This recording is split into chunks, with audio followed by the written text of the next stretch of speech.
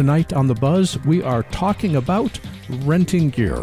With production equipment evolving so quickly, sometimes it's better not to buy new equipment, but to rent it when you need it. We start with Ned Soltz. Ned describes the process of renting cameras and shares his experiences in renting out the cameras he owns through a rental house.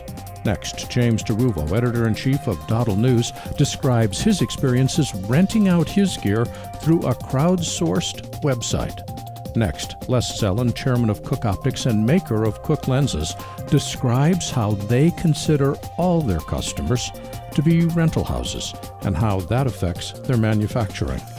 Next, Carl Cooke, director of Television and Cinema East for VER, describes what a rental house does and how it can benefit a producer to rent their production equipment through a traditional rental house. All this plus James DeRuvo with this week's doddleNEWS update. The Buzz starts now. Since the dawn of digital filmmaking, authoritative. One show serves a worldwide network of media professionals. Current. Uniting industry experts, Production. filmmakers, Post-production. and content creators around the planet. Distribution. From the media capital of the world in Los Angeles, California, the Digital Production Buzz goes live now. Welcome to the Digital Production Buzz, the world's longest-running podcast for the creative content industry, covering media production, post-production, and marketing around the world. Hi, my name is Larry Jordan. Cameras and other high-quality production equipment are not cheap, and most of us are not shooting every day, which means all that expensive gear is sitting on a shelf, costing us money, and collecting dust. So this week, we decided to take a look at different ways to rent our gear for our next project. There are several ways this can be done through personal contacts, crowdsourced websites, and traditional rental houses. Over the course of tonight's show, we'll talk about all these options with the people who've used them and know them best. It's always a nice feeling to point to a camera or any expensive piece of gear and say, I own this. But all too often, we let the camera we own determine which camera we'll use for our next project, which may not be the best creative choice. Renting saves us money and gives us far more creative options. Tonight we'll learn how the process works, when it makes sense to rent and when it makes sense to own. Before we start, though, I want to invite you to subscribe to our free weekly show newsletter at digitalproductionbuzz.com.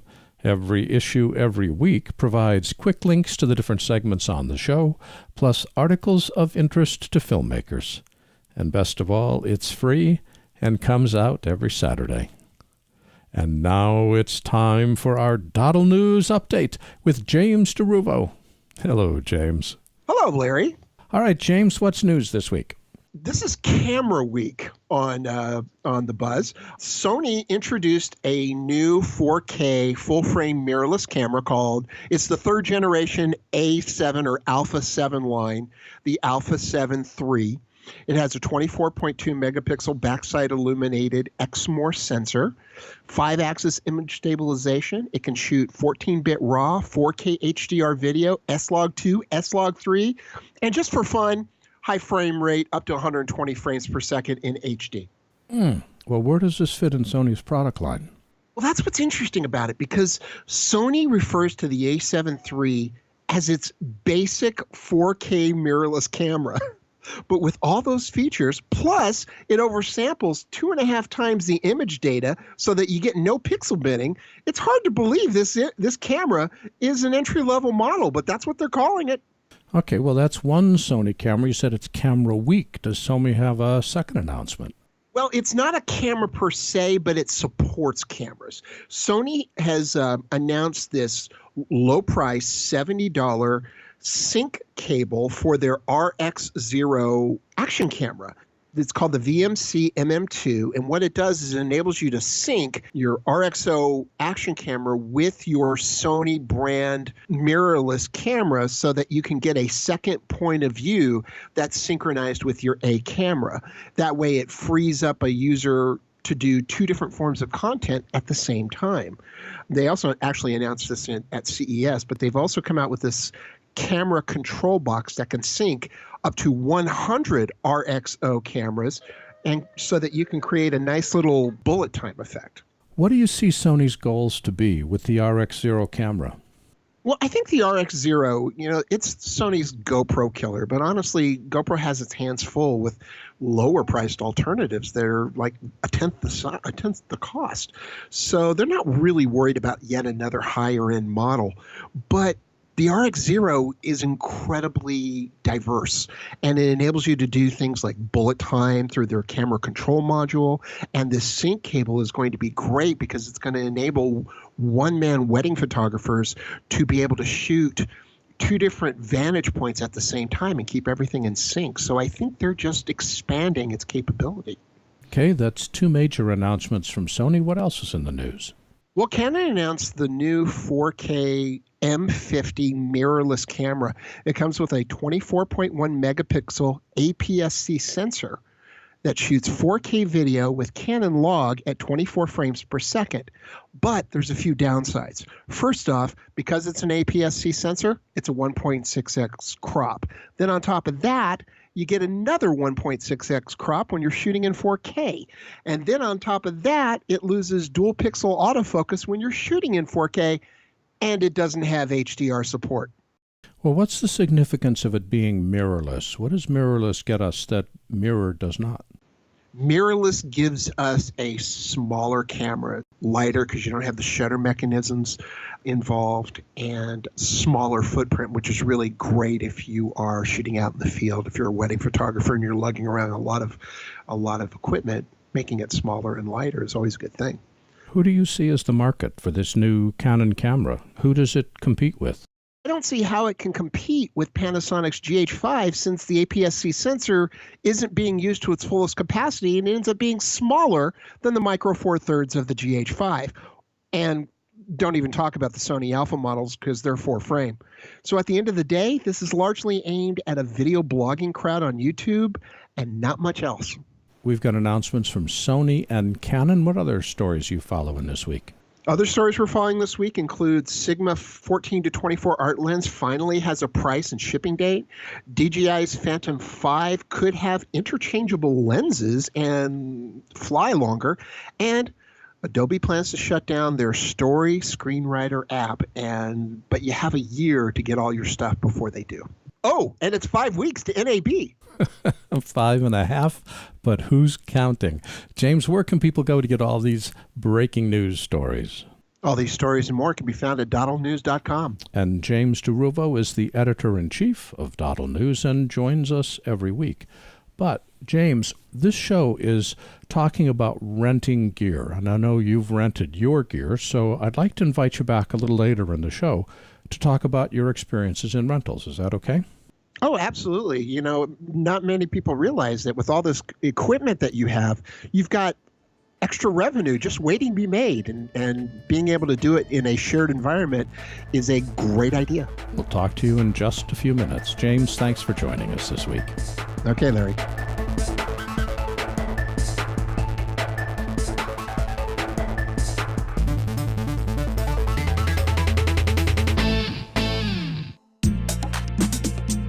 Starting Monday, April 9, join the digital production buzz at the 2018 NAB show in Las Vegas, Nevada. Larry Jordan and the Buzz team are taking their microphones on the road to cover the latest news and announcements from the largest media show in the world. Every hour of every day, the Buzz is live on the trade show floor. More than 100 interviews, creating 27 new shows in 4 days. The Buzz has webcast directly from NAB for 10 years, and our coverage is legendary, heard in more than 195 countries around the world.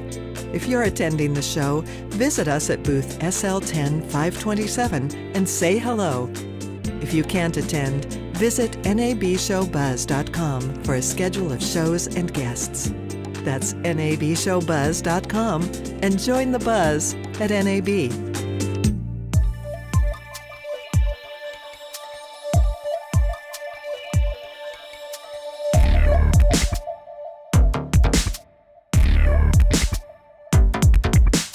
Ned Soltz is an author, editor, educator, and consultant on all things related to digital video. He's also a contributing editor for Red Shark News, and best of all, he's a regular here on The Buzz. Hello, Ned. Welcome back.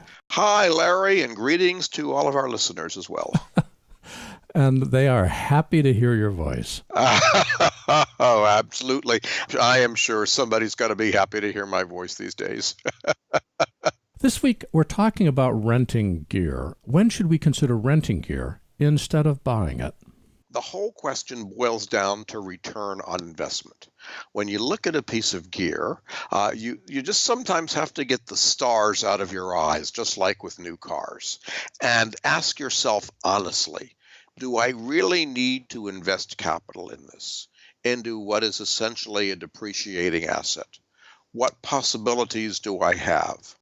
What kind of new business could I potentially attract and realistically attract with this new piece of gear? Sometimes things are just so expensive to purchase that it really doesn't pay to purchase it. The example here is glass. We're seeing some phenomenal cinema glass now in what I call a mid-range. Let's say for maybe about the $3,500, $12,000 or $15,000 range in many cinema primes or cinema zooms. Now, these are wonderful pieces of glass, but you really invest in that only if you're going to be using that on a day-to-day basis and you have that client kind of demand. Otherwise, it's far more economical to calculate your rate and what you're charging and so forth based upon factoring a rental into it in order to achieve what you want. And that may even allow you to go to the next level of cinema lens. And I'm only using that as one example. Cameras become yet another example. There are some situations that a DSLR or a mirrorless work perfectly. There are other situations where you may want a fully kitted out high-end Sony or Vericam or a Red, and that might be out of your range, but you know that the client's going to pay for it or the artistic demand is there, and in that case you rent as well. So there's the economic and the artistic decisions, and I think that's what goes into it first. Well, what should we be aware of when we're renting a piece of equipment? There are levels in which you rent. We'll be talking about individual renters because I rent individually. And then you look at levels of rental houses. There are web-based rental houses that will send your gear out overnight, and I've dealt with a few of those before.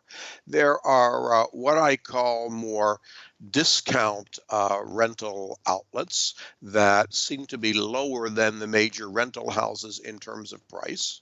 And then you have your big, larger, major rental houses, which seem to have higher published rates than anybody else, but which also might be more open to negotiation depending on the amount of equipment and the length of time and the customer relationship that you have with them. In the higher end, essentially you're going to have checkout facilities. You're going to be able to go over the equipment with them. You're going to be a little more confident that that equipment is coming to you in tip-top shape rather than from one of the discount types of rental places where you're basically going to rent, you're going to pick up your gear, and what you got is what you got. So I think it all depends, again, upon levels of risk that you want to take and what your budget is. Should budget be the driving factor?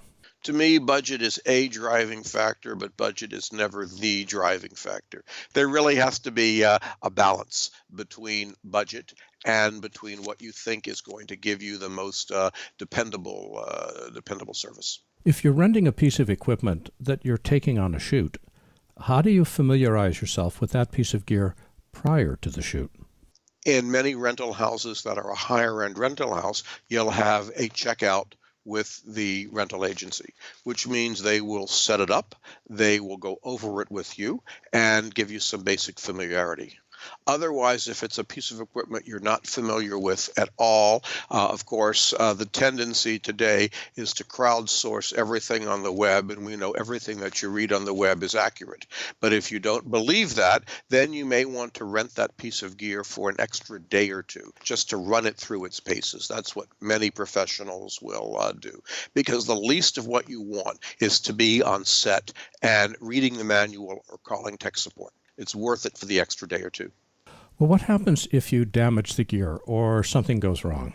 That's where your insurance comes in, because I hope everybody has got production insurance and liability insurance. But along with your production insurance, your insurance agent will specify and you'll pay for a rental gear insurance up to given limits, and you pay for how much limit you want. I think I've got about $25,000 on my policy.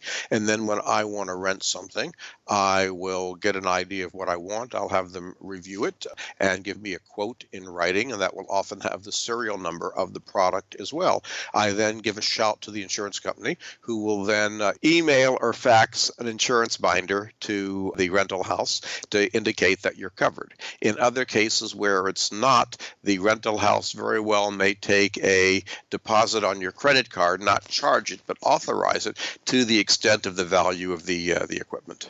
Well, the flip side of renting is an owner renting their gear to someone else. And I know you rent some of your gear to individuals. What experiences have you had in renting your own gear? My experience has been very positive. First of all, I have one camera that I leave with the rental house on consignment at all times. Some months I get a very nice check, and some months I get nothing. It just all depends on what the demand is. But it is a piece of equipment that I had pretty much paid off through amortization and through work. And I wanted the successor model, even though this particular model of camera is perfectly accurate. So I figured what I would do is I would put this camera to work, helping to pay for the new camera. And so far, that's been the case. It's been very successful, left with this facility, and therefore the insurance and everything else is between them and the client. I've not had any damage to the product at all, but I know if the product is damaged or destroyed, I'll collect my money from insurance, and that will be it. Generally, rentals that I've had have been more word of mouth than advertising. What I require, of course, is the certificate from their insurance company. And because I'm an individual, I can certainly take the time to familiarize the person with the equipment. The downside is I'm not a big rental house. I'm not a one-stop shop. So again, primarily I rent cameras. So let's say I'm renting one of my cameras. I've got a limited number of lenses. If lenses that I have are going to be adequate to the client, that's great. Otherwise, then they've got to source a lens from me or a camera from me. They've got to source a lens from somebody else. As a result of that, it becomes very difficult when you're going to multiple sources. Where can we go to find out how much we should charge for gear that we're renting out ourselves? I go to the various rental houses online, and I see what they're charging online, and I try to scale my pricing accordingly and scale it lower than what the going rate would be at a commercial house, because I'm not offering the full service that a commercial house will offer. Is there a reasonable time to rent a piece of equipment? In other words, how long should we hold on to equipment before it becomes unrealistic to rent? I think when you reach the point where nobody wants it anymore, the product is not obsolete as long as people still want to use it. What tips do you have for somebody who wants to rent gear and has never rented before? I would say the first tip is decide upon your budget. Once you've decided upon your budget, then look at the needs that you have in that particular shoot. Try to match the equipment that you need for the particular shoot, and then see if that falls within your budget. If you find that your needs are far greater than your budget, you have to either reassess the budget amount that you have, or you then have to scale down your objectives. Or if it's in the case of something that's for a specific client, you may have to tell the client that for the price we have agreed upon, or discussed at least, the price that we've discussed, we can't deliver you this particular quality that you're looking for. You don't want to do that. That's a point of last resort, which is why you want to clarify with your client exactly what your client wants, and then get your cost of equipment together, and then approach your client with a quote based upon the level that the client wants. Now, of course, a client may very well come to you with totally unrealistic expectations, and you quote high because you've had to rent equipment far higher. And at that point, you have to work with that client to say it's just not going to be achievable within the budget that you want. Then you get into other general business practices of how much do you keep cutting your prices to the point that it's no longer realistic for you to be in business. That's another set of issues, of the high school kid with the DSLR cutting your prices. Ned, I enjoy talking to you every time we chat because I learn something new. And for people that want to follow your current thinking, where can they go on the web? Best place to go on the web these days is redsharknews.com, where I'm writing with some degree of regularity and both product review as well as industry opinion. And I would welcome any comments that anyone has to any of my Red Shark articles. And Ned Soltz is a contributing editor for Red Shark News. And Ned, as always, thanks for taking the time to join us.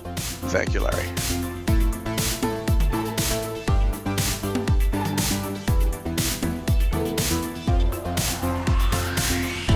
James DeRuvo is the editor-in-chief for doddleNEWS, but he's also a videographer and someone who's rented his own gear, which is what we want to talk with him about now. Hello, James. Welcome back.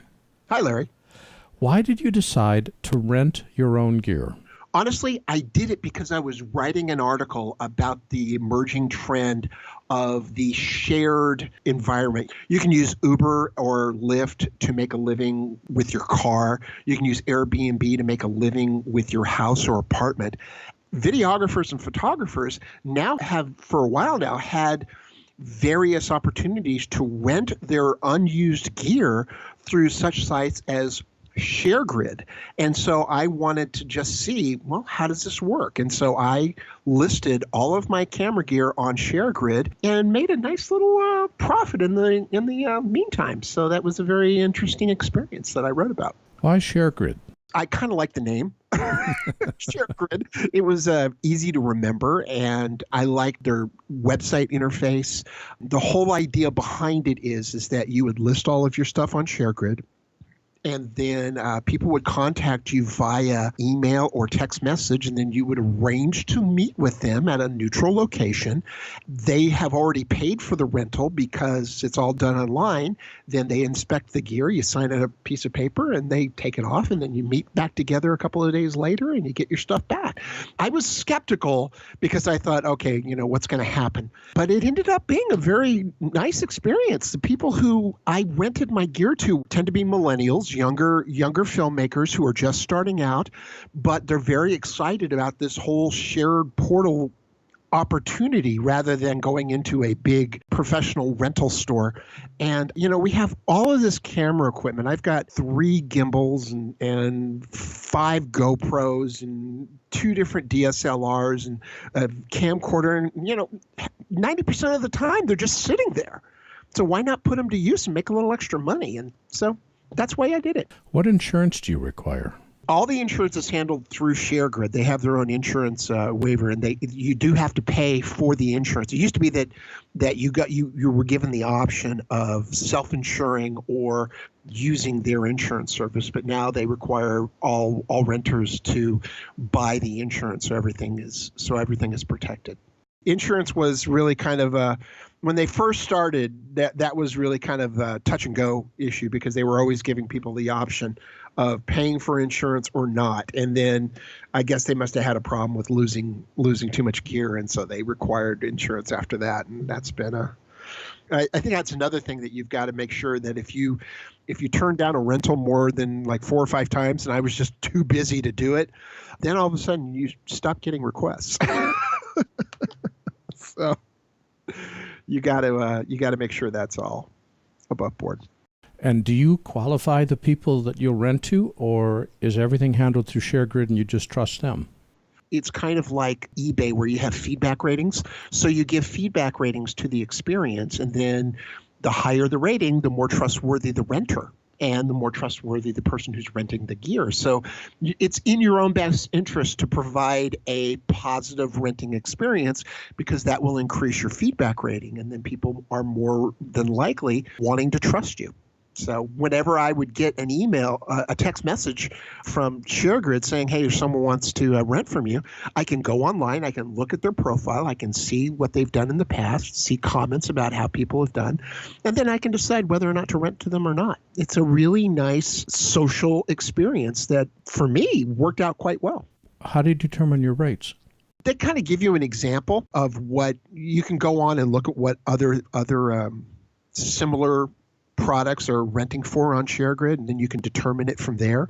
Or if you just want to, you can just charge less or more depending upon what you want to get. But obviously, if you're going to be charging more than what other people are charging, you're not going to get very many rentals. And you could put a rental on sale every once in a while and give them an extra day or that type of thing. It's really casual and really kind of open, and I like it. If you were to rent gear for yourself as opposed to rent your gear to others, would you use the same website? I would use ShareGrid, but I probably wouldn't use it for something that's kind of out of my range. Like if I wanted to shoot with a red helium for the very first time, I probably wouldn't go to ShareGrid because I wouldn't have that customer support behind it. So I would go to Lens Pro to Go or Camera Lens to do it, because then I could get support behind it so that if I run into some problems, I'm not trying to chase down the owner of the camera gear. I can just call Lens Pro to Go, and they've got somebody there that can help me. So I think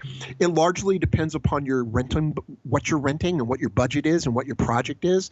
That's, the thing about shooting film is there's no real rules per se. And so I think it just largely depends. If you're just going out and you need an extra GoPro, ShareGrid's the way to go. If you're wanting to give a shot at the red helium for the first time, then I would go for a larger concern that will give you the kind of support that you're going to need to run it. What advice do you have for someone thinking of renting their own gear for the first time? Be organized. And what I mean by that is make sure that you have all of your stuff properly labeled. I did have one experience where they rented 2 different GoPros from 2 different people, from me and another guy, and they got the GoPro switched. And then I had to go back to them a second time because they got the batteries mixed up. So you want to make sure that everything that you have is labeled.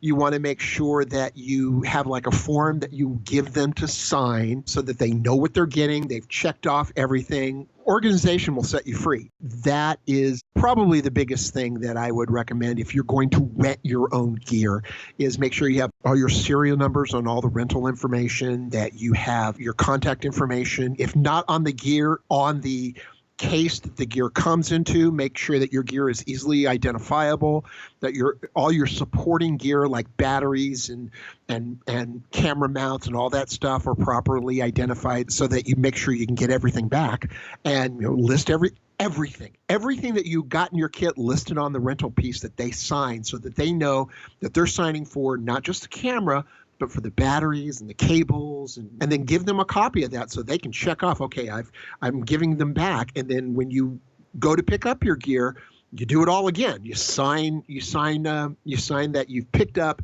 everything that you need, so that there's no misunderstandings. That is going to go a long way towards making sure you get your own gear back, but also that you have a positive rental experience. Because if they see that you're organized, that you care about your gear, then they're going to want to rent from you again, because they know that you offer not only good gear, but a good service.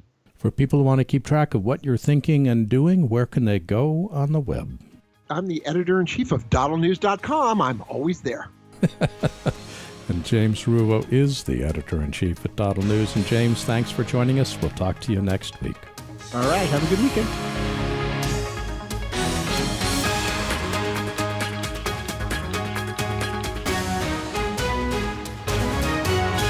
Les Zellan is the chairman of Cooke Optics, best known for their precision lenses for film and television.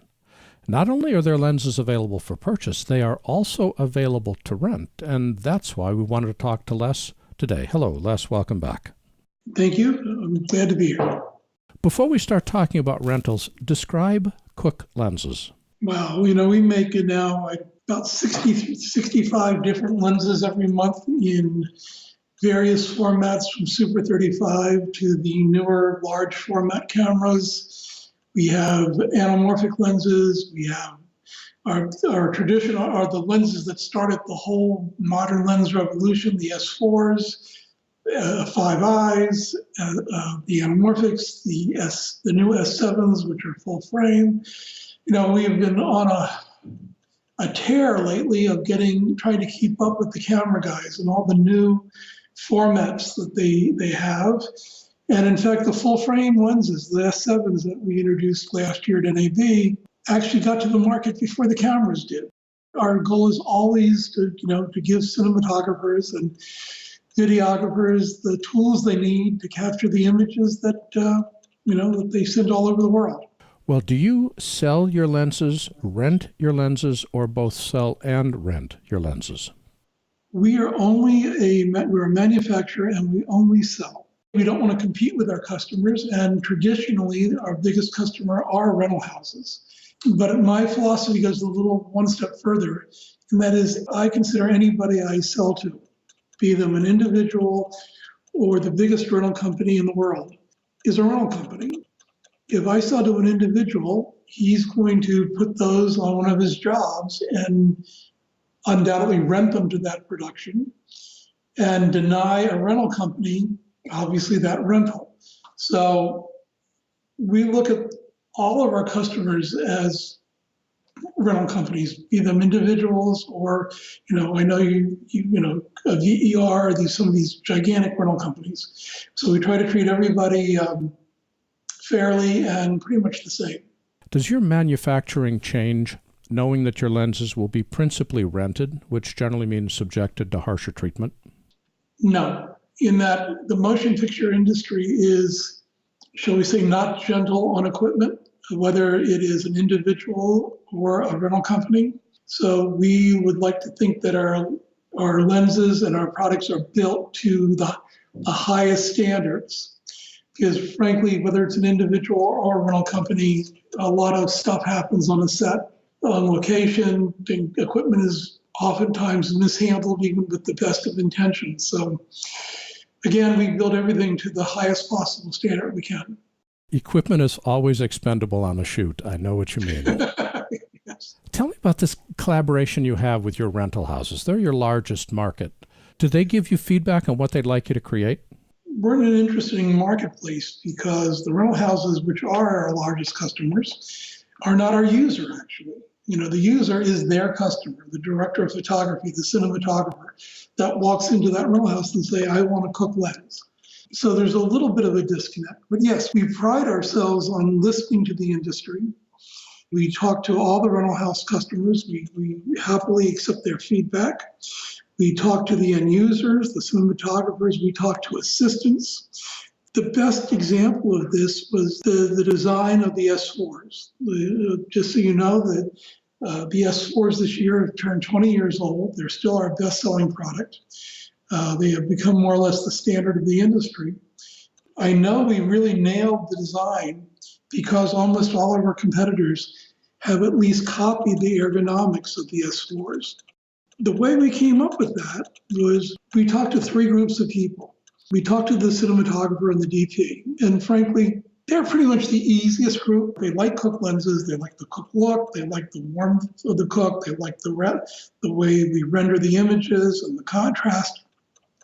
And the Cooke look has been consistent almost 100 years now, so we know what they want. Then we talk to the assistants, and these are the guys that really are at the sharp end.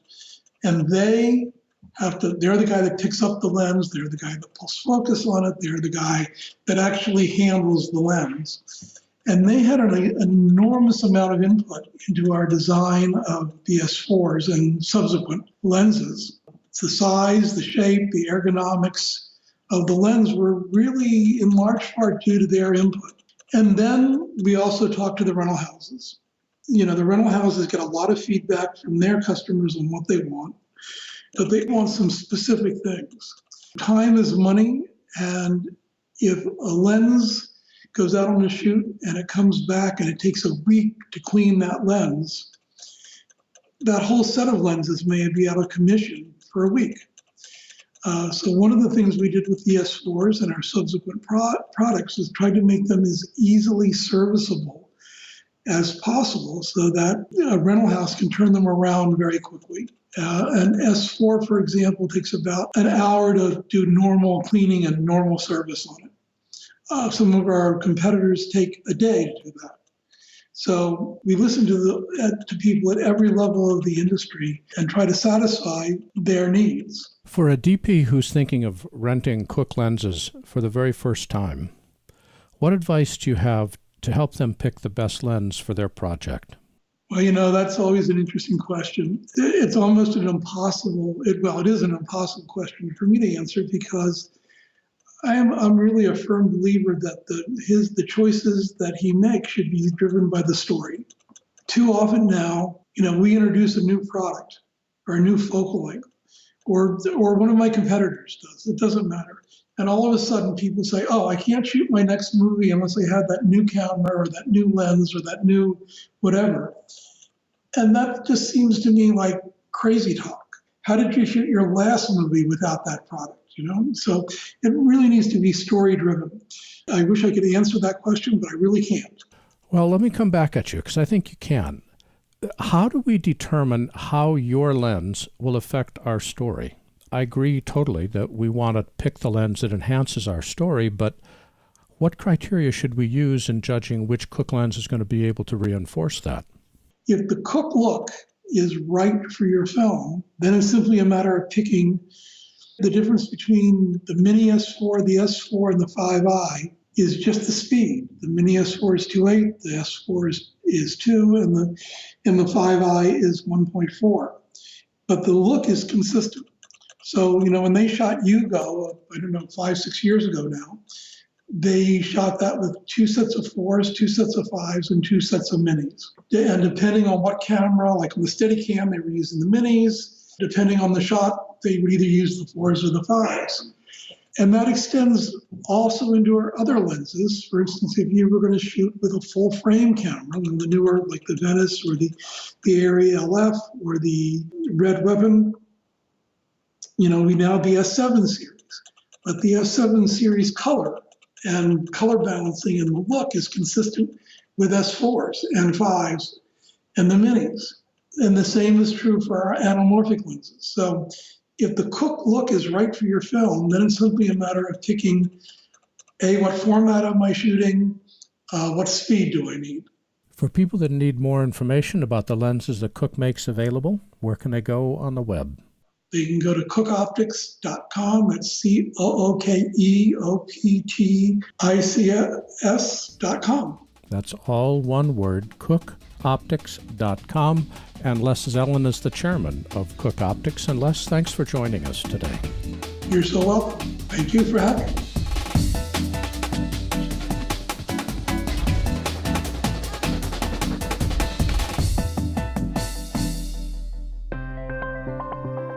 Here's another website I want to introduce you to, doddleNEWS.com.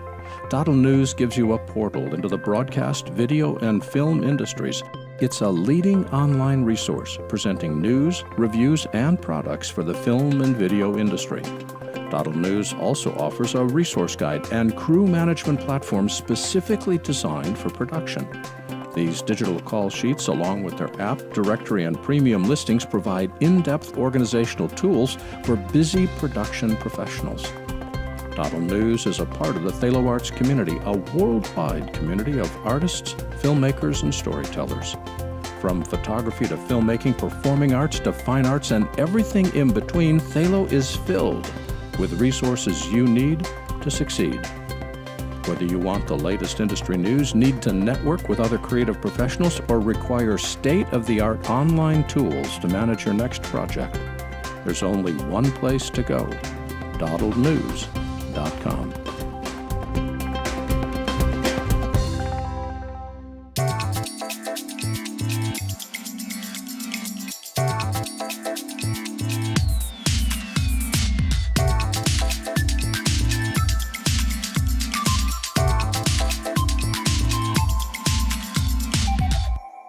Over the past 20 years, Carl Cooke has held many different positions within the New York production community.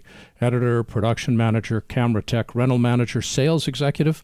Now at VER, Carl is the director of television and cinema east, with a focus on reintroducing VER as a top-tier camera rental house and service provider in New York City. Hello, Carl. Welcome.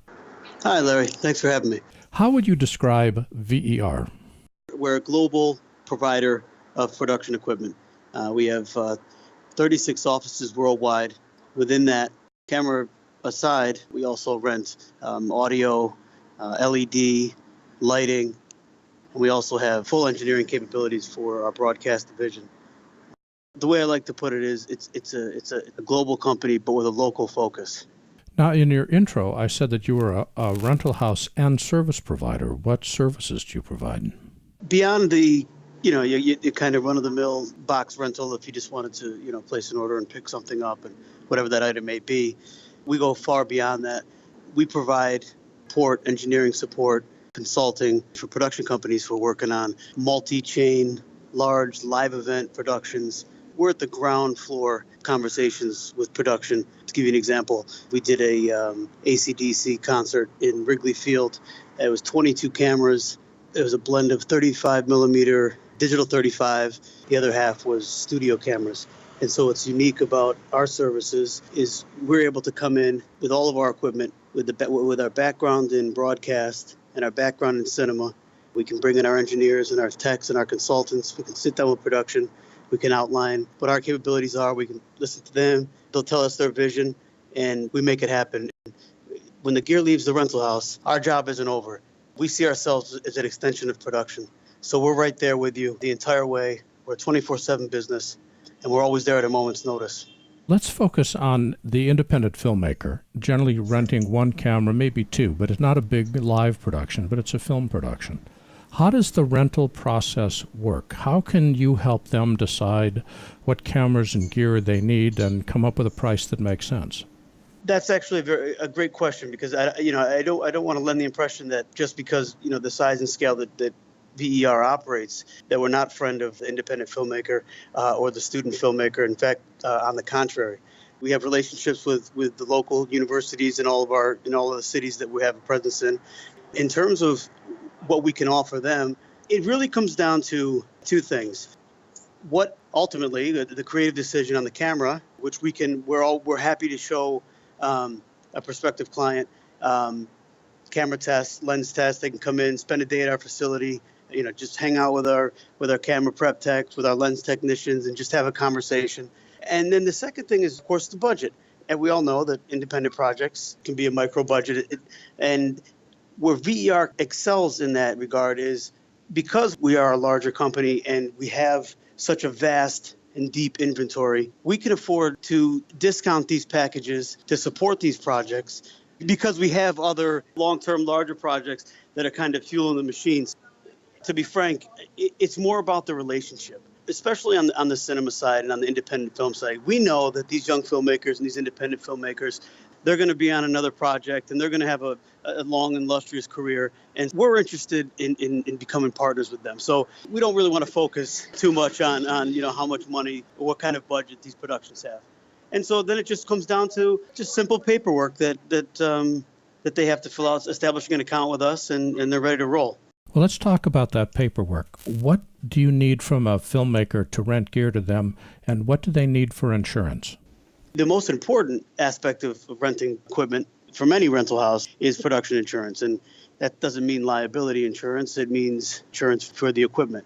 So it's typically up to the broker, the wording and what our people accept. But it typically is a special addendum on the insurance form that says miscellaneous rental equipment, and then it'll have in a far column to the value of $500,000. And then beyond that, there's a little pamphlet that we send out. It's 1 or 2 pages, just pretty straightforward questions. It's not invasive at all. We have a department that handles that. They can call you, they can get in touch with you, they can walk you through the paperwork. It really doesn't differ much from vendor to vendor. And of course, we do our due diligence. There's a portion of the process where, we can't just accept an insurance certificate for $1 million on face value. So they'll do some behind the scenes due diligence to check the validity of that. When everything is on the up and up, The key is to be insured, and you can make payment with a credit card, with a check, there's a whole host of ways. And we've really gone through great lengths to make it as simple as possible to get that set up, because that's the boring part of the business, and nobody really wants to deal with that.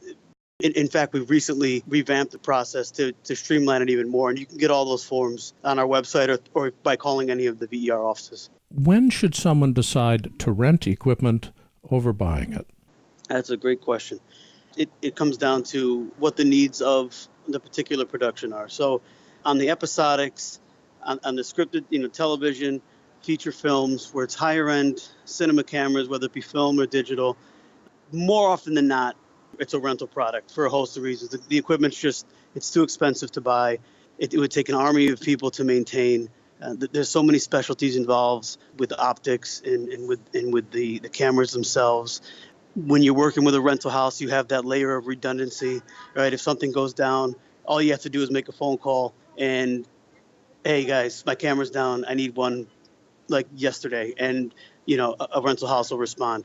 Now, that suits those projects. There are instances, I'll use reality television as an example, some of the lower budget reality projects that are successful shows on cable, that go 4 or 5 years, and they lean more towards kind of a lower end or a prosumer style camera. In some of those instances, production opts to buy. But even with that, what you find is, and we have some of our greatest clients own their own gear too. What goes into a rental, the actual rental and the rate, and when you're dealing with the rental company, is the support. That's the thing that gets missed a lot. If you just kind of look at a spreadsheet and say, well, wait a minute, why would I rent this camera for 4 months when I can buy it for this? If that's your matrix, it's not going to make a lot of sense to you. But when you step back and you realize that, well, wait a minute, we have a lot riding on this production. We don't have an equipment manager. We don't have a lens technician. We don't have certified Sony or Arri technicians. So to answer your question in short, it's really just depends on the nature of the production. There are instances where it may make sense to buy. And one last piece is important to know about that is even when an owner-operator who's, say, a DP or an AC who's working on commercial projects and they opt to buy a camera for themselves, the only thing I would say to that is you do pigeonhole yourself with the technology. Every year and a half, cameras change. Lenses, audio, things like that, lighting, typically have a much longer period of amortization for a rental house or for anybody trying to get their money back. But the cameras themselves, that technology changes so rapidly. To make a capital investment on a technology that 18 months, 24 months after the fact, Canon, Sony, Arri is going to release a new product, you pigeonhole yourself into using that same camera for all of your production.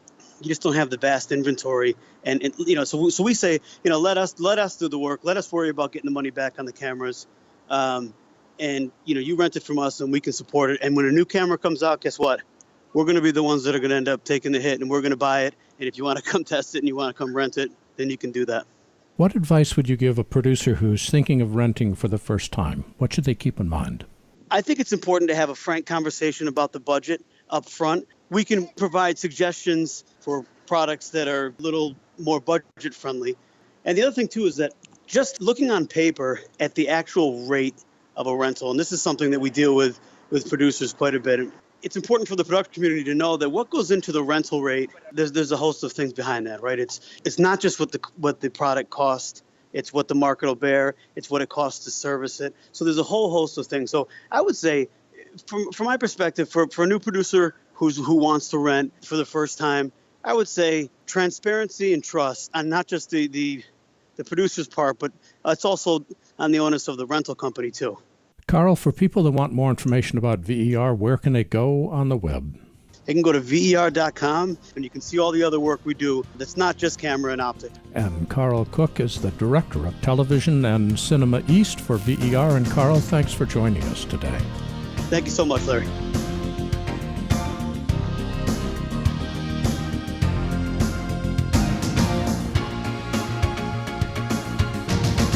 I was just thinking, I own a camera, but for the last 3 video productions I've produced, we rented all of our production equipment. Using the camera I owned would have been a lot cheaper, but the project itself would have suffered. Renting gave me an unlimited range of creative options in terms of the look of the project, our flexibility during production, and picking gear that our production team was comfortable using. As I was preparing tonight's show, I realized that with our upcoming Buzz coverage of the 2018 NAB show, we're renting again, except this time it's for a series of live audio shows, not video. For the first 8 years that we covered NAB, I owned all the audio gear that we used for the show. We drove it in, set it up, aired our shows, packed it up, and drove it home. Last year, we rented for the first time, and it did not go well. We didn't communicate well with the rental house that supplied us our equipment and crew, or they didn't listen clearly. Either way, both the crew and the gear were insufficient. The first day's broadcasts were not ideal. While not all the problems were caused by bad system design, a lot of them were. But overnight, they went back to their warehouse, swapped out all the wrong equipment for the right gear, moved staff around, and brought in an entirely different crew, and the rest of the week's shows went much more smoothly. For me, this is one of the key benefits of working with a high-quality rental house. They have a very deep bench. If what you have doesn't work or it's the wrong thing for the job at hand, you can get the right thing as fast as a delivery truck can get there. Nothing beats good planning, but sometimes even the best of plans don't foresee everything that can and does go wrong during production. At times like these, it's good to know that someone's got your back. Just something I'm thinking about. I want to thank our guests this week, Ned Soltz with RedSharkNews.com, Les Zellan, chairman of Cooke Optics, Carl Cooke with VER, and James DeRuvo with doddleNEWS.com. There's a lot of history in our industry, and it's all posted to our website at digitalproductionbuzz.com. Here you'll find thousands of interviews, all online and all available to you today. And remember to sign up for our free weekly show newsletter that comes out every Saturday. Talk with us on Twitter at DPBuzz and Facebook at digitalproductionbuzz.com. Our theme music is composed by Nathan Doogie Turner with additional music provided by smartsound.com. Text transcripts are provided by Take One Transcription. Visit takeone.tv to learn how they can help you. Our producer is Debbie Price. My name is Larry Jordan, and thanks for listening to the Digital Production Buzz.